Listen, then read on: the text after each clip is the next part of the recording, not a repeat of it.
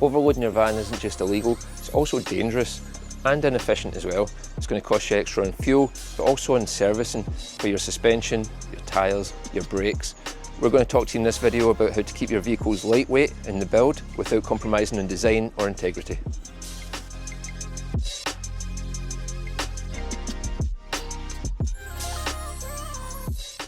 So when it comes to buying a van, you need to consider what you're going to be putting into the van, into the whole conversion, if you're going to be towing on it at all, how much you think you're going to be taking with you on holiday. So when you come to buying a VW, they have numbers on the back that correlate to the maximum weight you can take. Sometimes you'll see a label on the back that will say T28 or T30 or T32.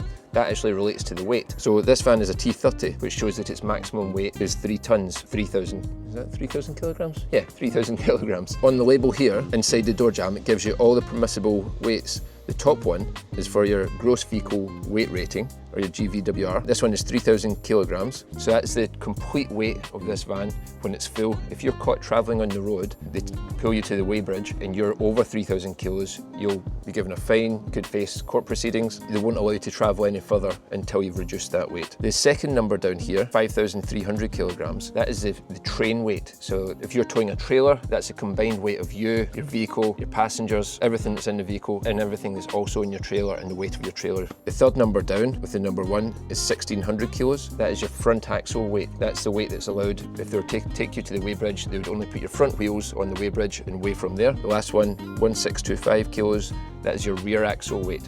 So if they do the same, put just your rear axle onto the weighbridge and weigh that, that's the permissible weight there. So if you've overloaded your van and your van's sitting at a dodgy angle, the police will see you on the motorway and probably pull you in, get you to fall into the weighbridge. They'll weigh your rear axle to see if you've overlaid in the back, and if you've got a whole load of stuff in the back that's far too heavy for that axle, you'll face fines. So when they build these vehicles on the assembly line, for the heavier vehicles, they'll actually fit much heavier suspension kits. And on some of the even heavier vehicles, they'll also fit a beefier chassis to accommodate the extra weight. That's why it's really important, because it can really affect the handling of the vehicle. If you're overweight, if you're overladen, it'll affect your braking distance. And in worst case scenarios, if you get into an accident, if you're found that the vehicle is overweight, your insurance won't cover you for it and you'll be liable.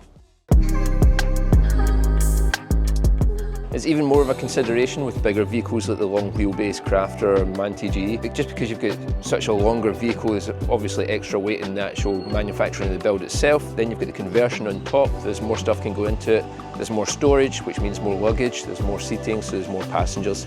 So you really need to be careful with the weight of these vehicles when you're planning the build. It's one thing to consider if you're buying a new van, having them replate the weight category from factory. Yes, they will sometimes add a speed limiter, but are you going to be travelling that much faster than 60 miles an hour in a van this size?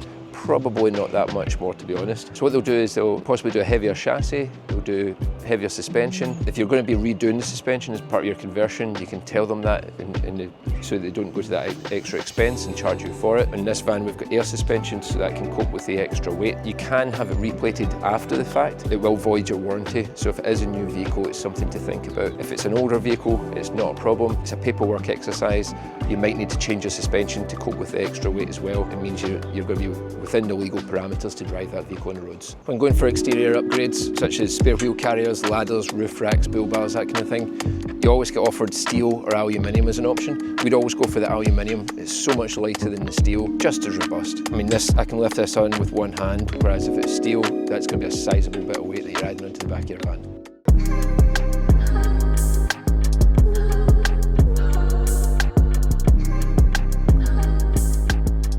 When it comes to the wood from your van, it's one of the heaviest things that we put into the vehicle, just because of the sheer quantity, there's so much of it. In one of these kind of larger builds, we can be anything up to 11 8x4 sheets, which is a lot of weight. Now, modern Garnier ply, it's a lot lighter weight than standard plywood, so that really helps. One of the things that we do when we're fitting Garnier ply though, is we actually have them CNC out this honeycomb pattern. It's something that we've designed just from nature, because it still retains a lot of the strength, a lot of the rigidity in the panel, but it takes out an awful lot of weight. Everything that's cut out of here is extra weight that you don't need to have.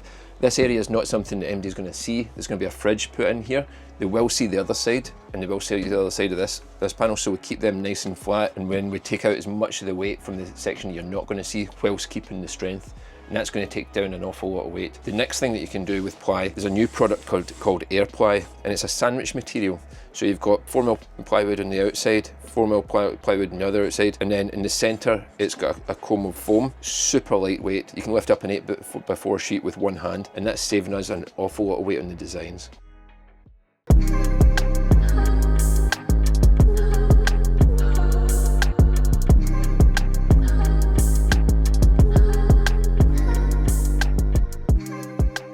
Water's always going to be a big consideration for a camper van build. People tend to think, oh, I can just empty my tanks, but are they going to do that every time they're driving? How much is that extra going to be on the vehicle when you are driving? This is a standard tank that you'd fit underslung onto a T5, T6, fits into the sill, which is why it's shaped like this.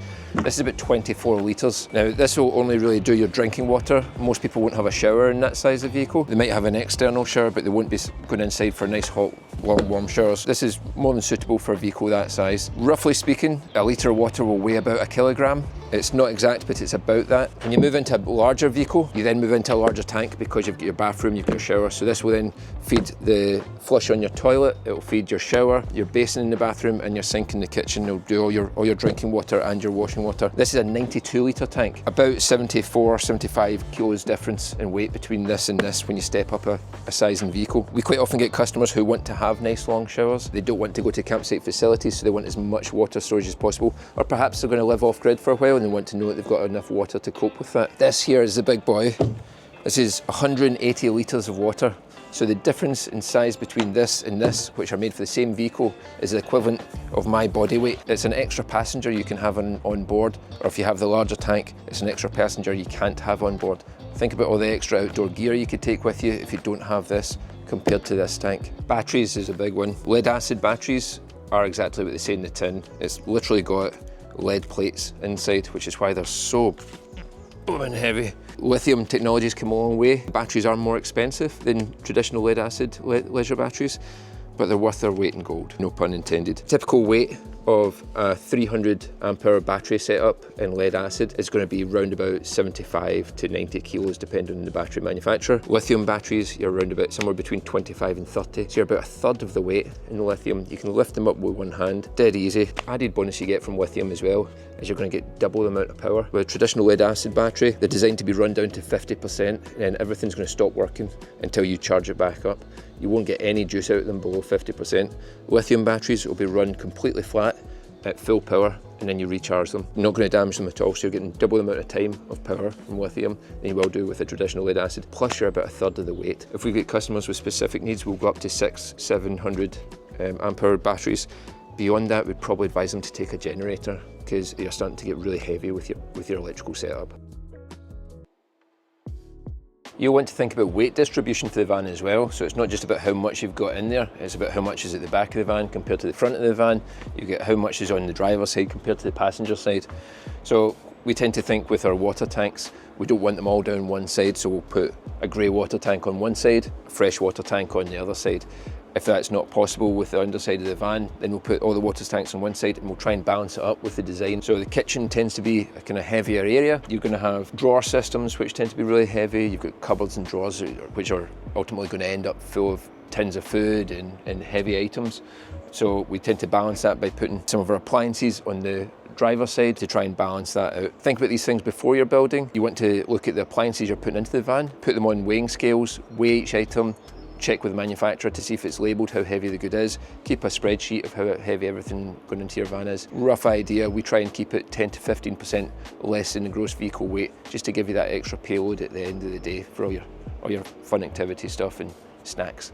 Sound deadening is an important thing in a van. If you don't have it, then you get that kind of tinny noise from the panels work while you're driving. You get a lot of road noise. Fit a lot of it and the van will be whisper quiet, but it comes at a price. So these sheets, they don't seem very heavy when it's just one of them. That whole box, you're talking about 10 or 11 kilos. We fit just over a box into each conversion. We think that that's more than sufficient. Our vans are nice and quiet. We see quite often on Instagram, people soundproofing the van and every square inch of the van is covered in soundproofing. That's going to an awful lot of extra weight for your van to carry. And is it going to be that much quieter? I'm not sure that it is. You choose how much you want to put into your van. Consider it in your overall weight when you're doing your spreadsheeting and working out for your conversion.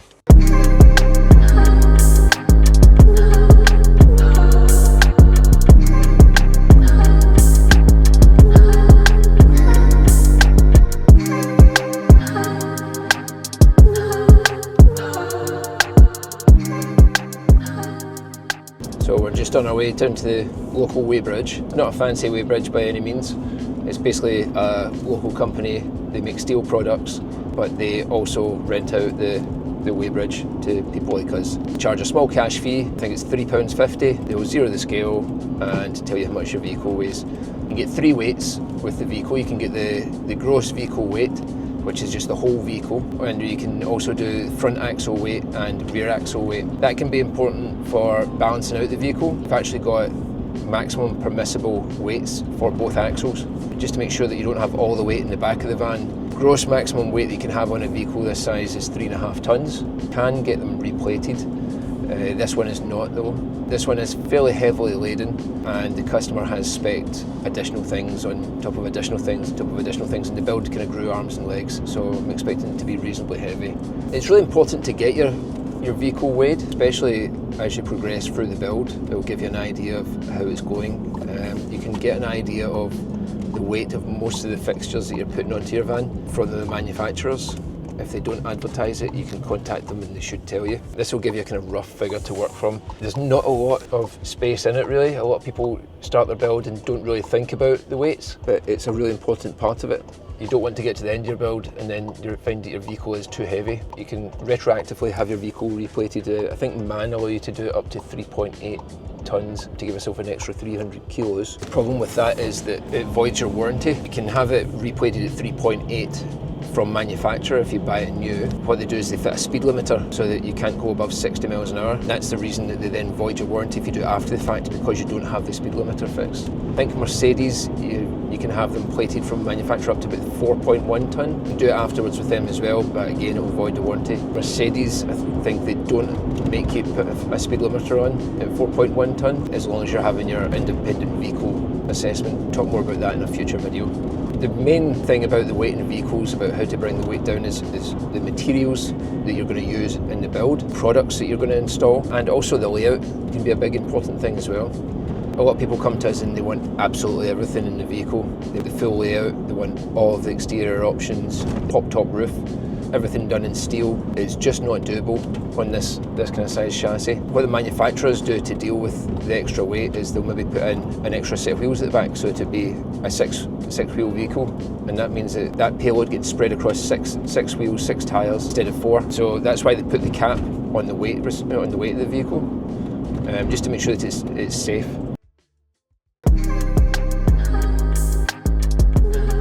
Thank you very much.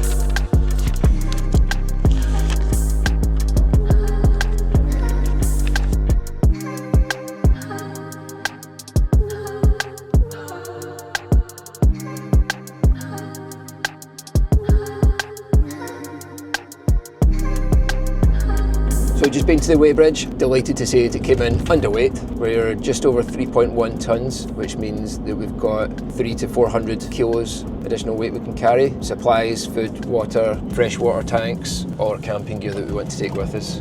So it's a chunky amount, done in lighter vans for sure, but when you've got as much extras on a van like this, then yeah, it's lighter than I thought it was going to be, to be honest. Usually with big vans like this, as soon as people want all the extras, I start advising them to get it replated. It's kind of like considering buying a bigger belt, just to put up with that extra room, extra bit of bulk you're going to carry. So the main thing when you're designing your van is to spend time and include the weight of everything you're putting into the van into the overall design. Think about layout, think about design, think about the materials, and think about the appliances that you're putting into the van. Remember, the more payload you've got equals the more beers you can fit in your fridge. Like and subscribe for more videos like this every Friday.